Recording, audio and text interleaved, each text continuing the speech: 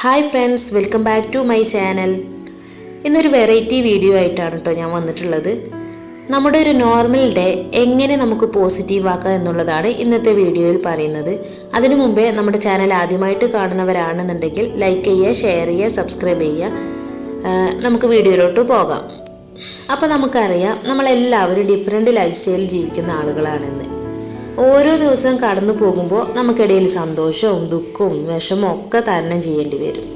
ഇതെല്ലാം എല്ലാവരിലും നാച്ചുറലായി നടക്കുന്ന സംഭവങ്ങളാണല്ലേ. അതിങ്ങനെ ഡെയിലി നടന്നുകൊണ്ടിരിക്കും അല്ലേ. അപ്പോൾ എന്ത് ചെയ്യണം? ഇതൊരു പരിധി വരെ മാറ്റാൻ നമ്മൾ തന്നെ ഒന്ന് മനസ്സ് വെച്ചാൽ മതി. അതായത് നമ്മൾ നമുക്ക് വേണ്ടി കുറച്ച് സമയം കണ്ടെത്തണം. അപ്പം ഞാൻ പറഞ്ഞു വരുന്നത് വേറൊന്നുമല്ല, നമ്മളുടെ വീട്ടിൽ ഒരു കൊച്ചു പൂന്തോട്ടം ഉണ്ടാക്കി നോക്കിയേ. എന്നിട്ട് എന്നും അതിനെ നോക്കി അതിന് കുറച്ച് വെള്ളവും വളമൊക്കെ ഒഴിച്ച് അതിൻ്റെ ഓരോ വളർച്ചയും നിരീക്ഷിച്ചിട്ട് അതിൽ പൂക്കൾ വരുന്നതും കായ്കൾ വരുന്നതും ഒക്കെ കാത്തു നിന്ന് നോക്കിയേ. അപ്പോൾ നമ്മുടെ സന്തോഷവും സങ്കടമൊക്കെ പമ്പ കിടക്കും. ഇങ്ങനെ ദിവസവും രാവിലെ എണീക്കുന്നത് തന്നെ ഈ ഒരു ചിന്തയിലാണെന്നുണ്ടെങ്കിൽ നമുക്ക് നമ്മൾ പോലും അറിയാതെ ഒരു പോസിറ്റീവ് എനർജി കിട്ടും. അതുപോലെ തന്നെ നമ്മുടെ ഒരു ദിവസം വളരെ നല്ല രീതിയിൽ ഹാപ്പി ആയിട്ടും കിട്ടും.